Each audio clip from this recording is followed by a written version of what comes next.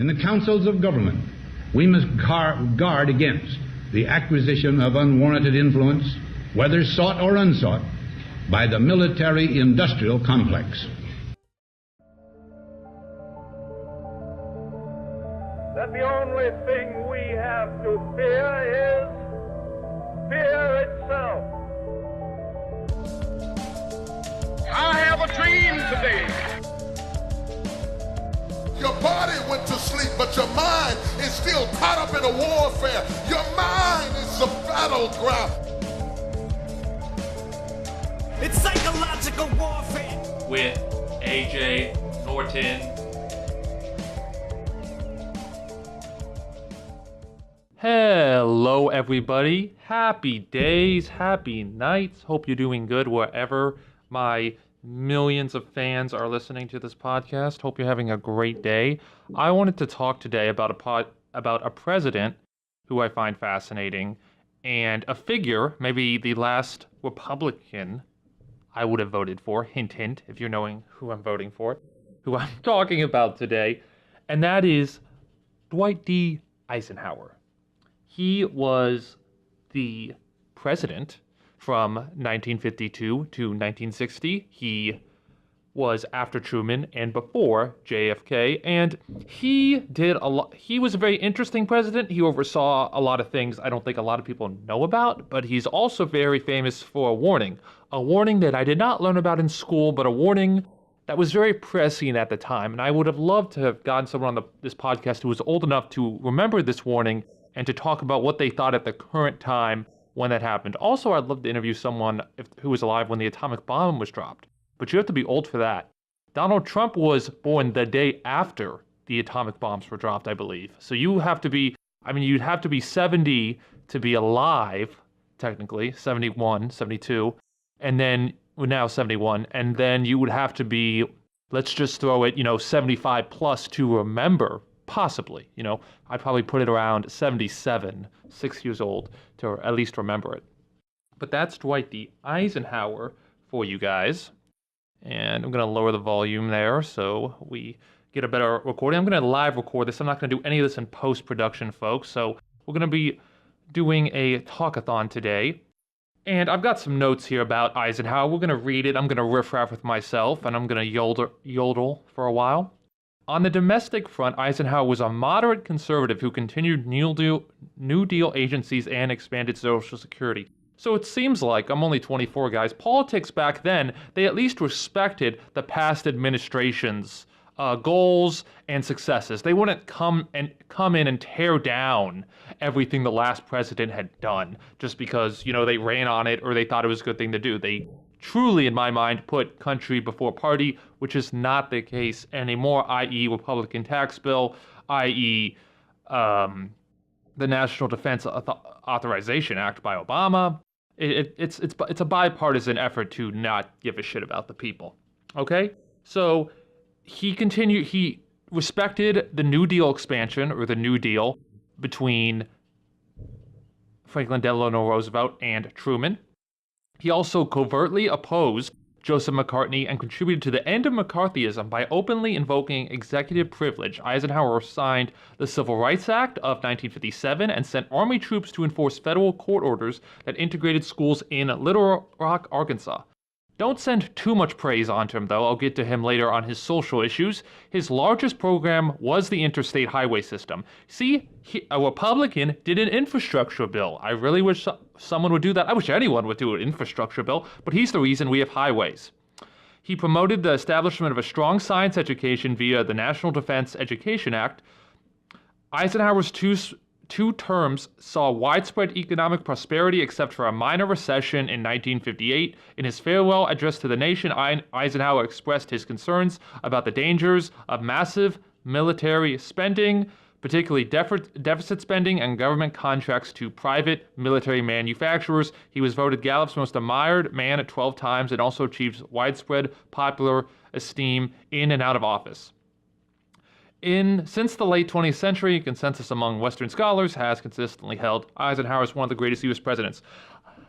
He was and he wasn't. I have a problem with some of his foreign policy antics, which he approved, and let's go into a negative. But the highway system, big plus. I think it also, I was talking to someone, was the last massive infrastructure bill in America. Pretty amazing, was it? Since FDR's jobs program. He was against LGBT rights. I don't know how open LGBT rights were discussed back in the day, but it was pretty vicious to be homosexual back then. The Eisenhower administration, Wikipedia writes, contributed to McCarthyist Lavender Scare, the McCarthyist Scare with Executive Order 10,450 in 1953. Under the order, thousands of lesbian and gay applicants were barred from federal employment, and 5,000 federal employees were fired under suspicions of being homosexual.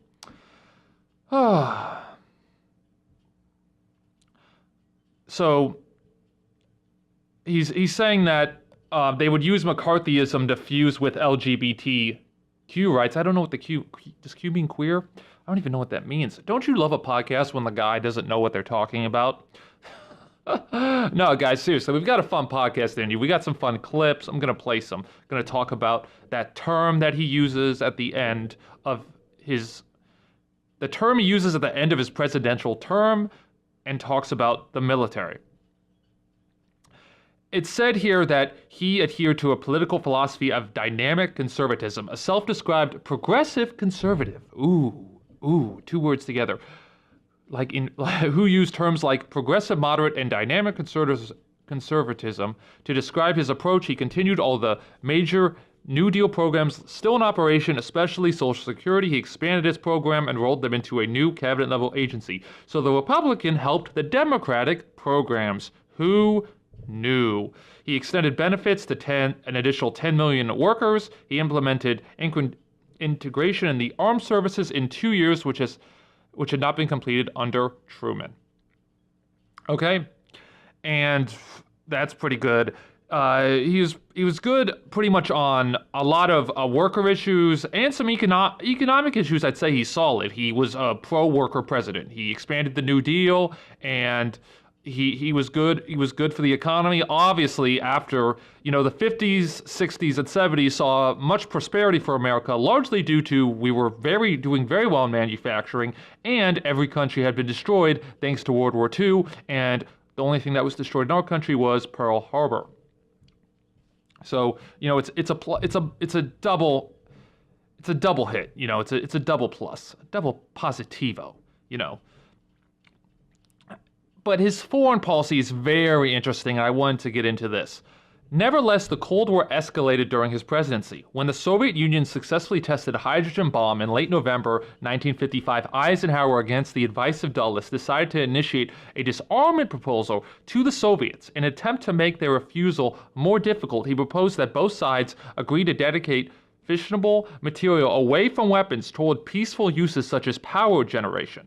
The approach was labeled Atoms for Peace. The UN speech was well received, but the Soviets never acted upon it due to an overarching concern for the greater stockpiles of nuclear weapons in the U.S. arsenal. Indeed, Eisenhower embarked upon a general reliance on the use of nuclear weapons while reducing conventional forces, and with them, the overall defense budget pretty similar, okay?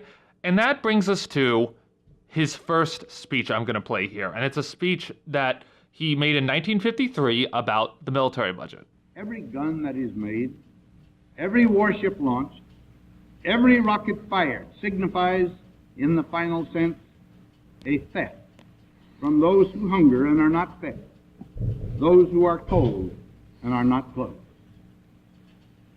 This world in arms is not spending money alone. It is spending the sweat of its laborers, the genius of its scientists, the hopes of its children. The cost of one modern heavy bomber is this: a modern brick school in more than 30 cities. It is 2 electric power plants, each serving a town of 60,000 population. It is 2 fine, fully equipped hospitals. It is some 50 miles of concrete pavement. we pay for a single fighter plane with 500,000 bushels of wheat. We pay for a single destroyer with new homes that could have housed more than 8,000 people. This is, I repeat, the best way of life to be found on the road the world has been taking. This is not a way of life at all, in any true sense. Under the cloud of threatening war, it is humanity hanging from a cross of iron. These plain and cruel truths define the peril and point the hope that come with the spring of 1953. This is one of those times in the affairs of nations when the gravest choices must be made if there is to be a turning toward a just and lasting peace. It is a moment that calls upon the governments of the world to speak their intentions with simplicity and with honesty. It calls upon them to answer the question that stirs the hearts of all sane men. Is there no other way the world may live? The world knows that an era ended with the death of Joseph Stalin. The extraordinary 30-year span of his rule saw the Soviet Empire expand to reach from the Baltic Sea to the Sea of Japan, finally to dominate 800 million soldiers. The Soviet system, shaped by Stalin and his predecessors, was born of one world war. It survived with stubborn and often amazing courage the Second World War. It has lived to threaten a third. Now a new leadership has assumed power in the Soviet Union. Its links to the past, however strong, cannot bind it completely. Its future is, in great part, its own to make. This new leadership confronts a free world aroused, as rarely in its history, by the will to stay free.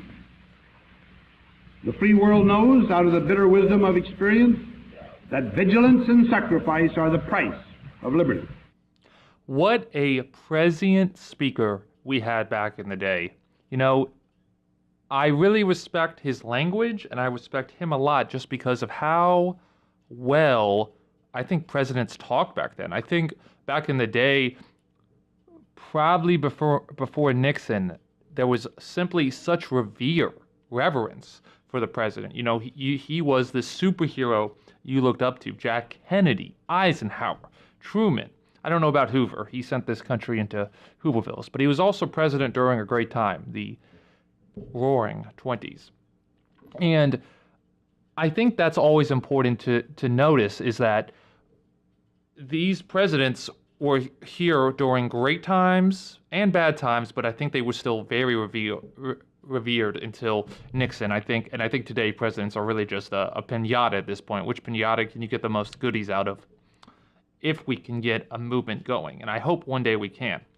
But he talked about how the military, we not only literally destroy things with it, we destroy ourselves, we destroy our communities by not putting our money towards health, towards education, towards the things that we truly need. He's saying bombs don't teach people anything.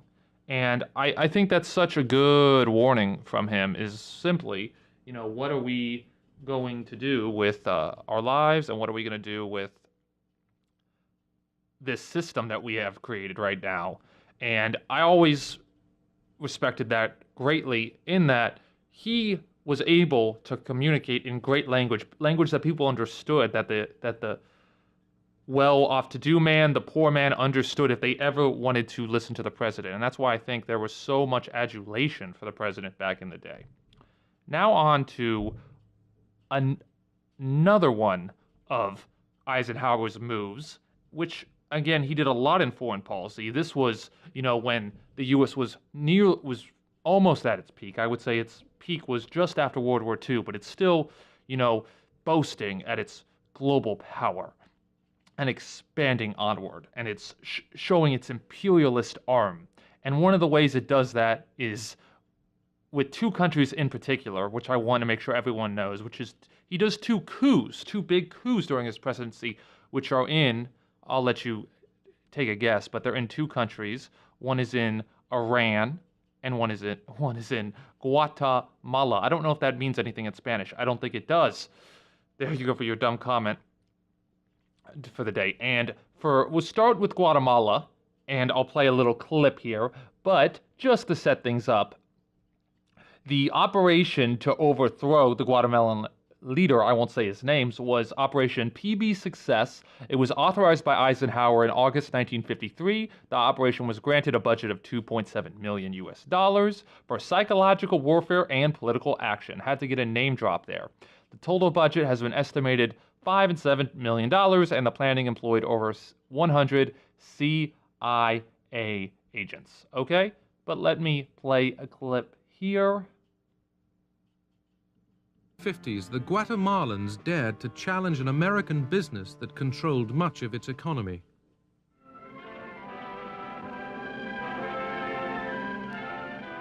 The United Fruit Company of Boston owned 500,000 acres of land, the railroad, the port, and telecommunications. But most Guatemalan peasants found it difficult to survive. In 1950, Jacobo Arbenz was voted president. He wasn't a communist, but some of his close allies were. A former military man, Arbenz sought to modernize Guatemala's backward society. Washington was alarmed. Well, we were faced here with the obvious intervention of a foreign power, because these homegrown parties are not really homegrown. They're being funded or advised by a foreign power, i.e. the Soviet Union. Я абсолютно убежден в том, что правительство Арбенса, the Arbenz government, which had been in power from 1950, didn't enjoy any logistical support from the Soviet Union. We didn't even have diplomatic relations. There was no Soviet mission in Guatemala. President Arbenz started a land reform program, buying up fallow land to distribute to peasants. In compensation, he offered the landowners the values they had themselves declared for taxes.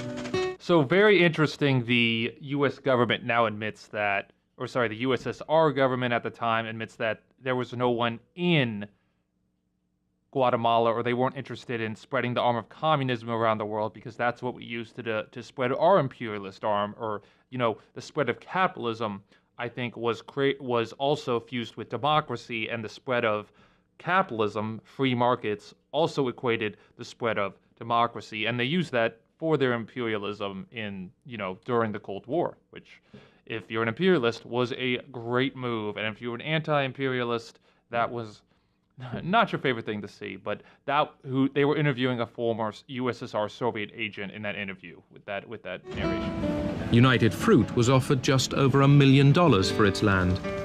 When Arbenz declared nationalization, the company, backed by the United States, claimed $16 million. He saw that I didn't look very pleased. He said, "Aren't you happy about the news?" And I replied, "Now we're going to have to fight on two fronts. We're going to have to fight internally against the landowners and also against the United States." My counterpart, the Guatemala City Chief of Station, was sending in reports, too, about communist infiltration in the government. And, of course, he mentioned Jose Manuel Fortuny and some of the old-time Stalinist communists who were gaining favorable positions in the Arbenz regime. In this impasse, the U.S. named John Purifoy as its new ambassador. Purifoy had had experience of communist efforts to gain power in Greece. Purifoy said to Arbenz, "Mr. President, we can sort out all this business of the United Fruit Company so that you can come to a satisfactory agreement with them. The United Fruit Company is not the problem. The problem is the communists that you have in your government." nada menos que John Foster Dulles, que era el secretario. No less a figure than John Foster Dulles, head of the State Department, was part of the firm of lawyers acting for the United Fruit Company. His brother Alan was the head of the CIA. So it didn't take much of an effort on their part to persuade their president, a military man, Mr. Eisenhower, to give them the green light to overthrow Arbentz's government.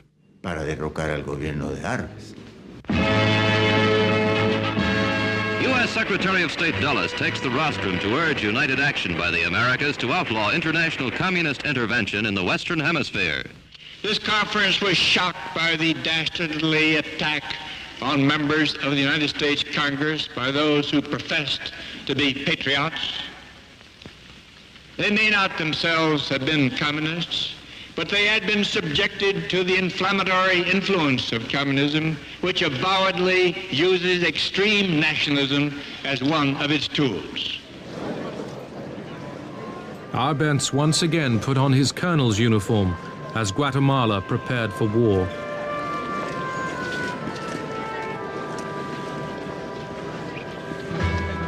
In Esquipulas, an important religious shrine in a very Catholic country, the church helped organize the opposition to Arbenz.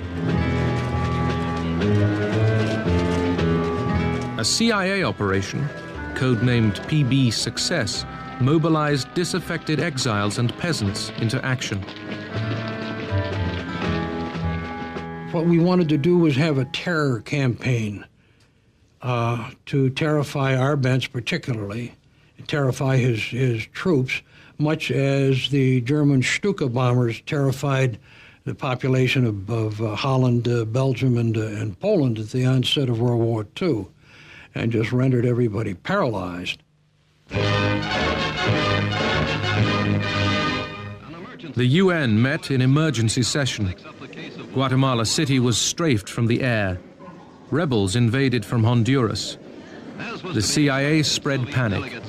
Washington denied responsibility. The information available to the United States thus far strongly suggests that the situation does not involve aggression, but is a revolt of Guatemalans against Guatemalans. The Soviets were warned. Stay out of this hemisphere, and don't try to start your plans and your conspiracies over here. So, as you can see there, the U.S. blatantly lied about their effort in the situation, their involvement with the Guatemalan government and their ability to overthrow the government, and used anti-communism rhetoric to, basically to use imperialism to their advantage. Just like I said, I think it's very interesting, in UN hearings, they purposely denounced the fact that they would commit a coup ever. The American PB Success campaign brought the government down and drove Arbenz and his wife into exile. 9,000 of his supporters were arrested. Many were kept in jail without trial for years.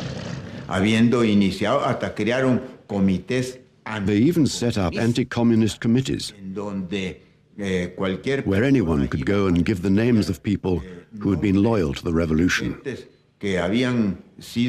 These people would then be mercilessly kidnapped, killed, and so on. Among those who fled was a young Argentine doctor, Ernesto Che Guevara, who went to Mexico and there met Fidel Castro. I remember my talks with him. He was terribly indignant and embittered by these events, which had interrupted an endeavor which wasn't even radical.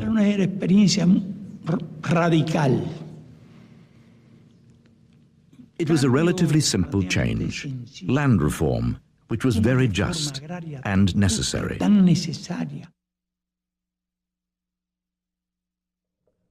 Okay, so you heard that clip, and what he said is very true, in that land reform was extremely essential. And basically what Arbenz was trying to do, in my opinion, was, this multinational corporation, which has no allegiance to my country, which doesn't want to help my people, because think, if you at least have like a local company that isn't beyond your town. It invests in your town. It invests in the workers in your town, pay them a good wage so they can, buy things, and that ripple effect, makes your town better. But a multinational corporation wants to, privatize its gains back to America at the very least, and more likely back to its shareholders. So, Arbenz simply wanted to give his country back to the people, literally in this case with the United Fruit Company. And so is very dastardly what they did there. And so the United Fruit Company, with Alan Foster Dulles and John Foster Dulles, lobbied Eisenhower to approve the coup of Arbenz. And they did. And the same imperialist arm also comes up with the 1954 of Mohammad Mossadegh in Iran. And for this clip, guys, I hope you enjoy this clip. There were a lot of voiceovers when I was looking for an explanation of this, but then I stumbled upon this one and decided to give you a special voice today. If you've ever heard him, he's been on the radio for years. He also is a fellow Austinite. He's been here in Austin way longer than I am. And so this is about the 1954 coup in Iran. And I want to talk more about Eisenhower's complicity in this, his knowledge, because it's hard to tell how much knowledge he had, but he did have a lot, I finally found out later. And so this is...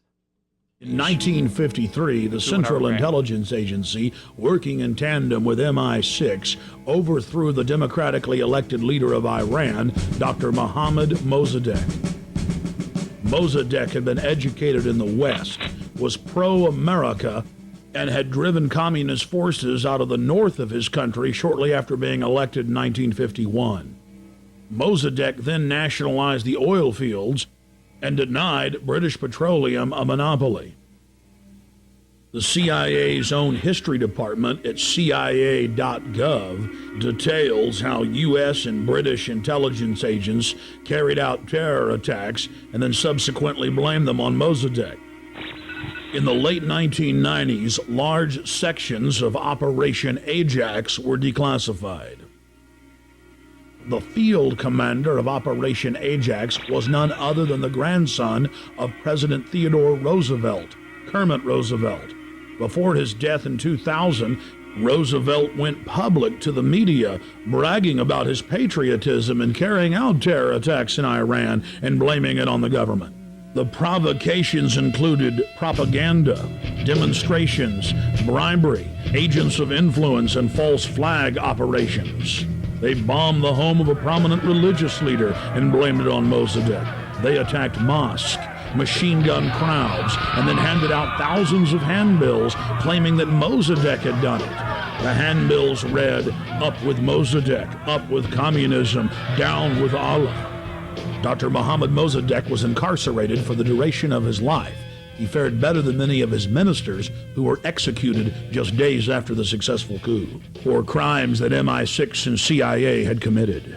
The CIA then formed the dreaded Iranian Secret Police, or SAVAK, and a 25-year reign of terror and torture then commenced. So that was Alex Jones. That's an old Alex Jones clip. Man, he's done a lot of things. He does talk a lot about conspiracy theories, but one thing I think you should always be a little cautious of Alex Jones is he does talk about real conspiracies. He talks about the coup in Iran, he talks about the coup in Guatemala, and he talks about some very dastardly things our government has done. So, if you didn't know that was the story of Iran, is that in 1954, British Petroleum, Mohammad Mossadegh tried to nationalize the oil. He tried to, again, give the people back its resources, just like Arbenz in Guatemala. And British Petroleum, BP, which is a British company, lobbied the U.S. and got Eisenhower's approval. Now, when I was doing the research into this, I was wondering how much kind of knowledge Eisenhower had in this issue, and that he makes this speech. He criticizes the military. That's how we're going to end this podcast, in that he's very worried about military spending. But he still was able and willing to do imperialism in the name of anti-communism. And I found this quote very worried below. And it says, this was called Operation Ajax. And the CIA documents then quotes from the Ambrose biography of Eisenhower. Before going into the operation, Ajax had to have the approval of the President, Eisenhower.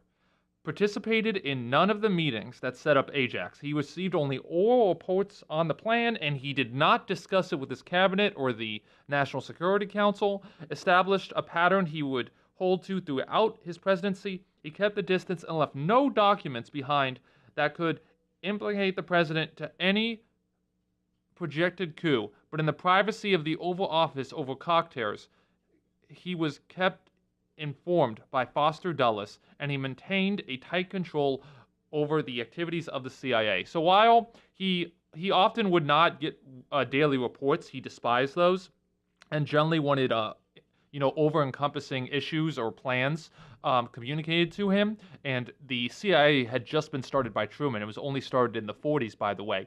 And he did not want to continue that kind of regime, but instead he did okay it and was okay with his imperialist tendencies, even though he is known for this farewell speech, which we are going to end the podcast on. But he talks about our military budget.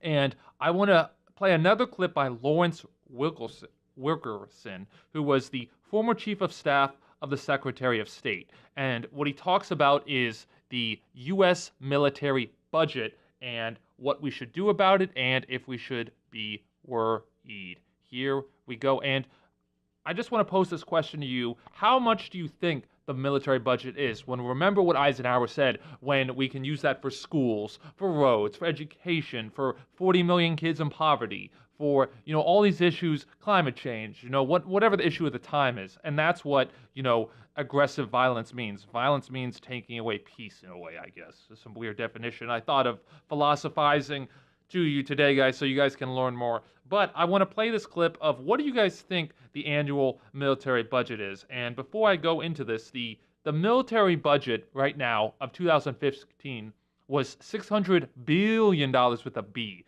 To put that into perspective, because the billions, trillions, zillions gets thrown around so much, free college is estimated high end to be $80 billion.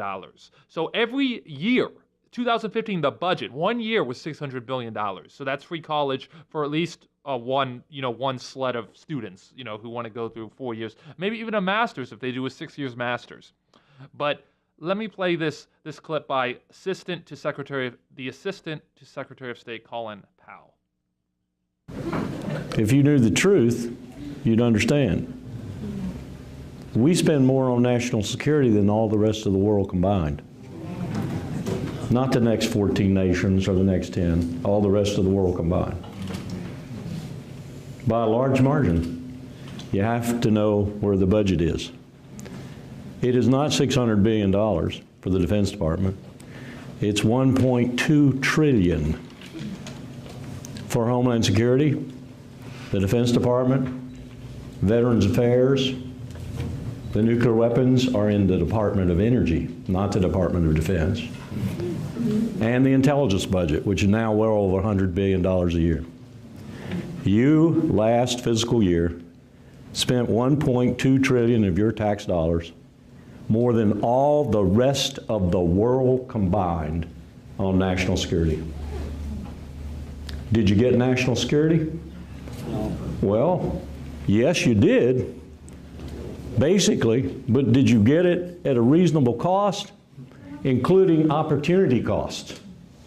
That is to say, what can you think of that you could have spent some of that money on that would have been a whole lot better than what it was spent on, and probably would only have raised your risk in terms of national security a minuscule amount, if anything at all? And there is no more glaring example of this than what my former boss, Colin Powell, calls the new terrorist industrial complex. We have spent $2 trillion on a threat that the Cato Institute even did a statistic. By the way, the Cato Institute sort of belongs to Charles and David Koch. Yep. Did a statistical analysis on for almost every threat you can imagine, from airplane accidents to a lightning strike. And using the data from the last 40 years, including 9/11 data, you have about the same chance of being killed by a terrorist attack as you do a lightning strike. And yet we spent $2 trillion on the so-called global war on terror. Tell me that's smart. And we made a lot of people very rich. And we're still making them rich. That doesn't help much because that's an incredible maldistribution of that government subsidy, if you will, of the wealthy. Wow, okay, I had to include that speech even though that was not an Eisenhower kind of segment, but it just shows you what I'm going to play here as farewell address, what Eisenhower was scared of, what he was worried about in his ending speech. Now military spending is twice as much than when Eisenhower spoke. And one problem mainly is that military spending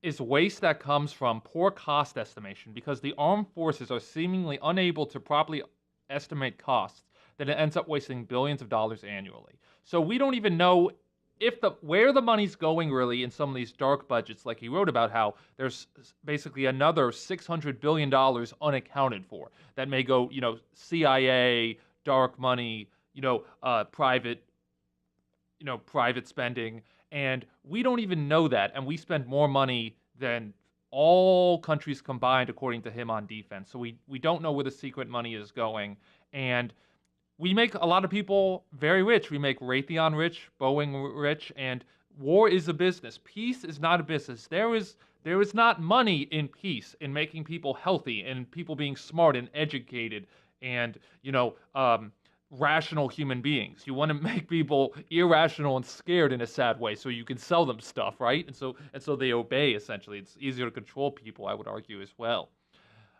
But that is, again, very prescient of what Eisenhower, I think, came to realize is that the military production of World War II, after World War II, had not stopped. It was still being used to make all these bombers and all these jets. And, well, you need a reason to make bombs. The government needs to commission you to make bombs. And when, you have a war business that hasn't been scaled back down after a war, then they're still hungry to make money. And, well, they need to drop the bombs so a supply and demand issue comes up. They need to waste their bombs to make more money. And so that's when we lead to, in the councils of government, as Mr. Eisenhower calls it. And we'll play this speech. I don't know if I'll play the whole thing, but I think it's good to listen to the whole thing. So please, I would love if you guys listen to this whole speech, and I'll comment over it, give you some little tit for tat right there. Also, if you guys love this podcast, I love it if you went on my psychowarfare.com/Patreon link and you contribute to my Patreon. It'd be great if you became a member. We'll do a weekly call. We'll get some integration, and I will always be able to keep this podcast ad-free. What am I saying? I hate advertising, guys. I'm never going to give you goddamn ads, but I would love it if you contribute to the show and you love the knowledge that I offer you and the peace of mind of my lovely little voice and all the saliva you get from my mouth. Thank you, guys, and let's play Eisenhower's legendary prescient farewell address. Hello.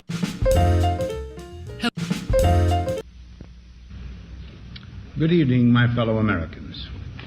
First, I should like to express my gratitude to the radio and television networks for the opportunities they have given me over the years to bring reports and messages to our nation. My special thanks go to them for the opportunity of addressing you this evening.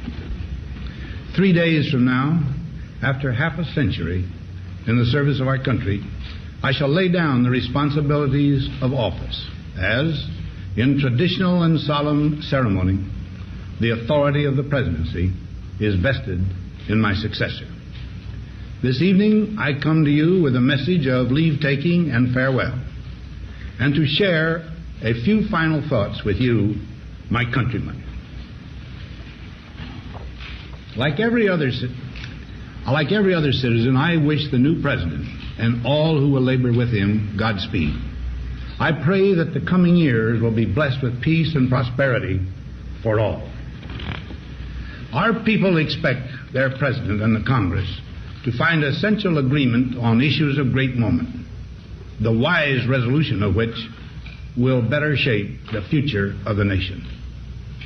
My own relations with the Congress which began on a remote and tenuous basis when, long ago, a member of the Senate appointed me to West Point, have since ranged to the intimate during the war and immediate post-war period, and finally to the mutually interdependent during these past 8 years.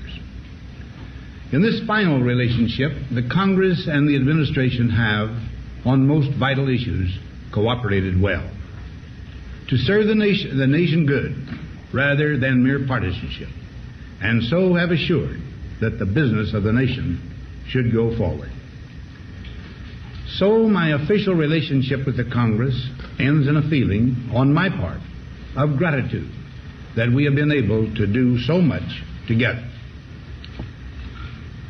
We now stand 10 years past the midpoint of a century that has witnessed 4 major wars among great nations. 3 of these involved our own country.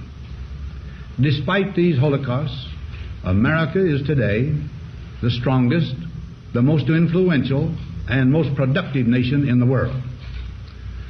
Understandably proud of this preeminence, we yet realize that America's leadership and prestige depend not merely upon our unmatched material progress, riches, and military strength, but on how we use our power in the interest of world peace and human betterment.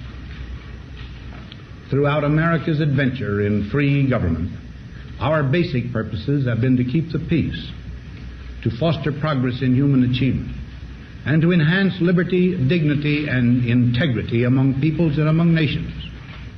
To strive for less would be unworthy of a free and religious people. Any failure traceable to arrogance or our lack of comprehension or readiness to sacrifice would inflict upon us grievous hurt, both at home and abroad. Progress toward these noble goals is persistently threatened by the conflict now engulfing the world.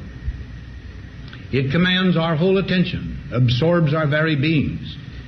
We face a hostile ideology, global in scope, atheistic in character, ruthless in purpose, and insidious in method. Unhappily, the danger it poses promises to be of indefinite duration. To meet it successfully, there is call for not so much the emotional and transitory sacrifices of crisis, but rather those which enable us to carry forward steadily, surely, and without complaint, the burdens of a prolonged and complex struggle with liberty, the stake. Only thus shall we remain, despite every provocation, on our charted course toward permanent peace and human betterment.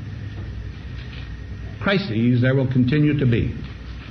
In meeting them, whether foreign or domestic, great or small, there is a recurring temptation to feel that some spectacular and costly action could become the miraculous solution to all current difficulties. A huge increase in newer elements of our defenses, development of unrealistic programs to cure every ill in agriculture, a dramatic expansion in basic and applied research. These and many other possibilities, each possibly promising in itself, may be suggested as the only way to the road we wish to travel. But each proposal must be weighed in the light of a broader consideration, the need to maintain balance in and among national programs. Balance between the private and the public economy. Balance between the cost and hoped-for advantages. Balance between the clearly necessary and the comfortably desirable. Balance between our essential requirements as a nation and the duties imposed by the nation upon the individual. Balance between actions of the moment and the national welfare of the future. Good judgment seeks balance and progress. Lack of it eventually finds imbalance and frustration. The record of many decades stands as proof that our people and their government have, in the main, understood these truths and have responded to them well in the face of threat and stress. But threats new in kind or degree constantly arise. Of these I mention two only. A vital element in keeping the peace is our military establishment. Our arms must be mighty, ready for instant action, so that no potential aggressor may be tempted to risk his own destruction. Our military organization today bears little relation to that known of any of my predecessors in peacetime, or indeed by the fighting men of World War II or Korea. He's right. Until the latest of our world conflicts, the United States had no armaments industry. American makers of plowshares could, with time and as required, make swords as well. But we can no longer risk emergency improvisation of national defense. We have been compelled to create a permanent armaments industry of vast proportions. Added to this, 3.5 million men and women are directly engaged in the defense establishment. We annually spend on military security alone more than the net income of all United States corporations. Now, this conjunction of an immense military establishment and a large arms industry is new in the American experience. The total influence, economic, political, even spiritual, is felt in every city, every state house, every office of the federal government. We recognize the imperative need for this development, yet we must not fail to comprehend its grave implications. Our toil, resources, and livelihood are all involved. So is the very structure of our society. In the councils of government, we must guard against the acquisition of unwarranted influence, whether sought or unsought, by the military-industrial complex. The potential for the disastrous rise of misplaced power exists and will persist. We must never let the weight of this combination endanger our liberties or democratic processes. We should take nothing for granted. Only an alert and knowledgeable citizenry can compel the proper meshing of the huge industrial and military machinery of defense with our peaceful methods and goals, so that security and liberty may prosper together. Akin to and largely responsible for the sweeping changes in our industrial military posture has been the technological revolution during recent decades. In this revolution, research has become central. It also becomes more formalized, complex, and costly. A steadily increasing share is conducted for, by, or at the direction of the federal government. Today, the solitary inventor, tinkering in his shop, has been overshadowed by task forces of scientists in laboratories and testing fields. In the same fashion, the free university, historically the fountainhead of free ideas and scientific discovery, has experienced a revolution in the conduct of research. Partly because of the huge costs involved, a government contract becomes virtually a substitute for intellectual curiosity. For every old blackboard, there are now hundreds of new electronic computers. The prospect of domination of the nation's scholars by federal employment, project allocations, and the power of money is ever present and is gravely to be regarded. Yet in holding...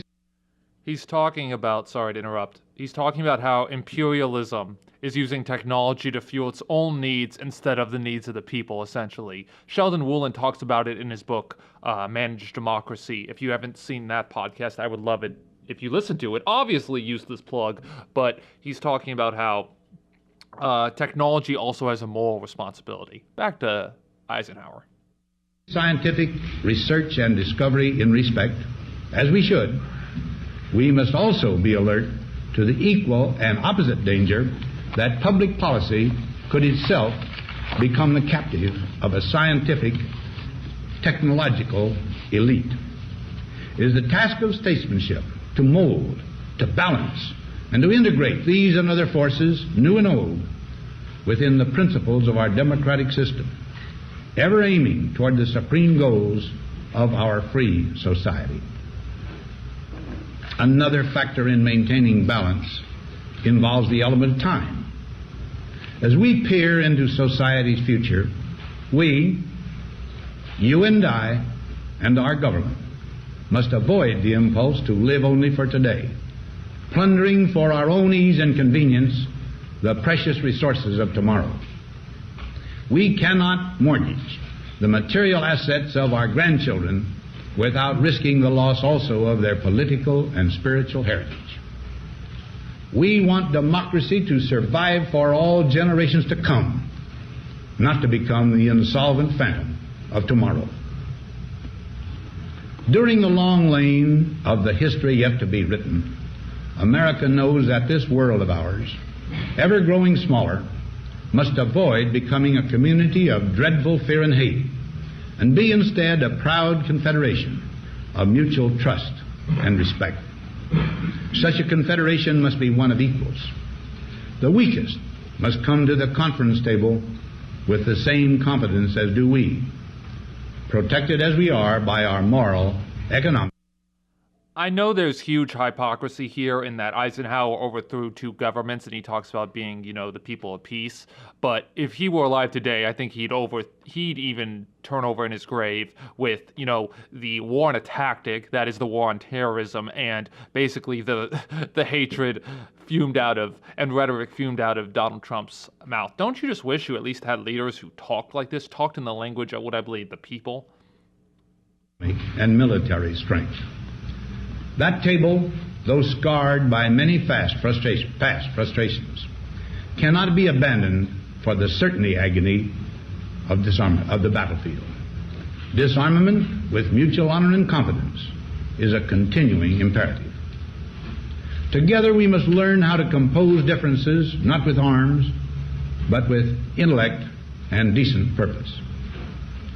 Because this need is so sharp and apparent, I confess that I lay down my official responsibilities in this field with a definite sense of disappointment. As one who has witnessed the horror and the lingering sadness of war, as one who knows that another war could utterly destroy this civilization which has been so slowly and painfully built over thousands of years, I wish I could say tonight that a lasting peace is in sight. Happily, I can say that war has been avoided. Steady progress toward our ultimate goal has been made, but so much remains to be done. As a private citizen, I shall never cease to do what little I can to help the world advance along that road. So in this, my last good night to you as your president, I thank you for the many opportunities you have given me for public service in war and in peace. I trust in that service, you find some things worthy. As for the rest of it, I know you will find ways to improve performance in the future. You and I, my fellow citizens, need to be strong in our faith that all nations under God will reach the goal of peace with justice. May we be ever unswerving in devotion to principle, confident but humble with power, diligent in pursuit of the nation's great goals.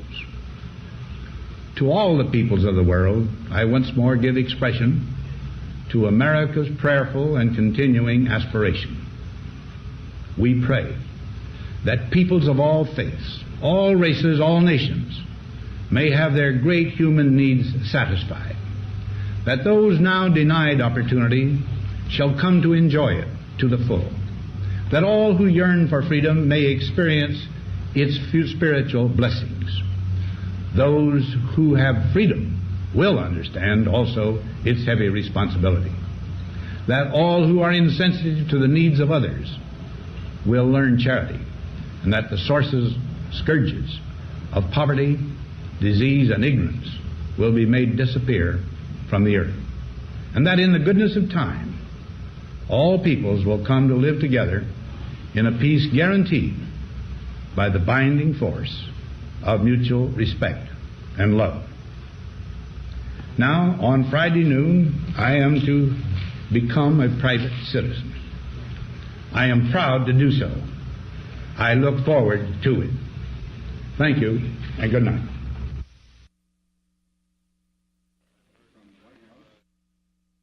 Okay, everybody, can you hear me now?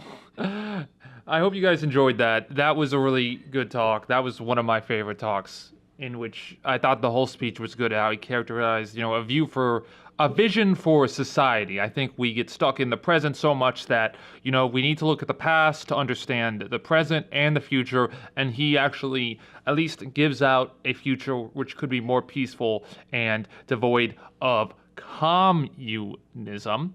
Another thing I forgot to mention about his foreign policy was that it was the Eisenhower administration that planned the Bay of Pigs incident, but JFK was left and carried it out. So he was definitely very anti-communism during his days under the administration of the CIA led by the Dulles brothers, Alan and John. But I think Eisenhower, he's very well spoken. I think he was a great leader for the country. Obviously, Noam Chomsky, who I need to do a whole podcast on, or I've done a podcast on, another useless plug, has said that every president since Truman is a war criminal, and a war criminal if you go by the Nuremberg trials post-World War II, where they convicted a lot of the Nazi leaders and Hitler's right-hand men. The Nuremberg trials, that's what's called. And so he would be, attributed to be a war criminal. Also, Obama's drone bombings of hospitals and in civilian areas would be considered a war crime. So take it with a grain of salt that, if you're the leader of the empire, you're a leader of imperialism and you're a leader of force, and, that's what you have to do. But as for, his social policies, and under his administration, the people of this country prospered a lot, which is usually at least the golden age of empire, I would call it, where, the people prosper greatly at the expense of maybe the many nations they conquer. But he is very famous for that phrase. If you've never heard it, use it more in your life. The application of basically the business sector taking over our military complex, calling it the military industrial complex. And that is the term he coined. It was first said there and is even more, true today, of where are we going and how did we let this bloated military budget, hollow out sectors of our economy, hollow out, the schools, the roads, the parks we could have, the libraries we could have, in the name of, bombs and destruction. Because, well, there's a lot of money in Raytheon and Halliburton. And, the future implications of having, these people in government who have a very, very, big arm in making money, and also, helping other people consolidate power, such as, BP in Iran and the fruit company in Guatemala with Arbenz. So it's good to know about the coups the government does, and it's good to know that it took 60 years for the CIA to admit they were part of the Iran overthrow of Mossadegh.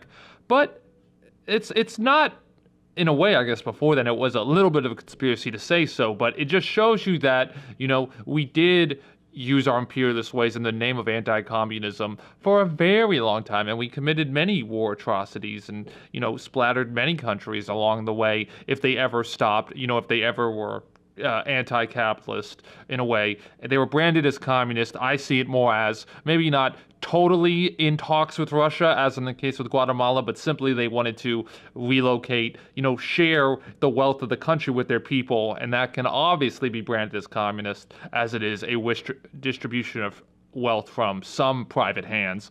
In one case, it was the landowners. In another case, it was the oil, the oil oligarchs in Iran, in the Shah, and the ripple effects. We've experienced the term blowback, definitely from the Middle East. I don't know much about Central America, but there was the Iranian revolution in the later decades, where the Shah was overthrown, and then we had the Iran-Contra deal, which I've got to do a podcast on, and now we've got this whole Middle East situation, which by destabilizing the region, we've basically lost the war in Afghanistan, and fueled much hatred towards our country because we've destroyed them. When you don't have any hope,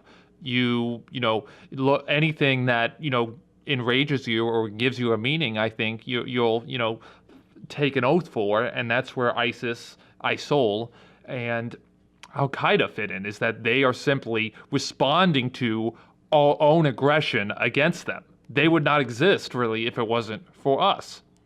Because, they need an enemy to fight, which is us, just like we need an enemy to fight, which is them, to, make up, have this reason for all this military spending and all this, war on terrorism. It's funny, the wars we declare. Imagine if we actually spent money on the war on poverty instead of the war on terror. We don't put money into the war on poverty, notice, but we do put money into other wars. Massive amounts of money, which is the point of this podcast, if I get you. Eisenhower's warning is more prescient today, and we better watch out for this military budget, or else, like all empires, we will expand our military might beyond our means. And it could be argued that started with the invasion of Iraq. But I'll leave that to you guys. Would love it if you subscribe to the show. Would love it if you give me a review, and love it if you reached out. AJ@psychowarfare.com. Enjoy, have a great day, and be the best you can be. And, try to be more social in your life.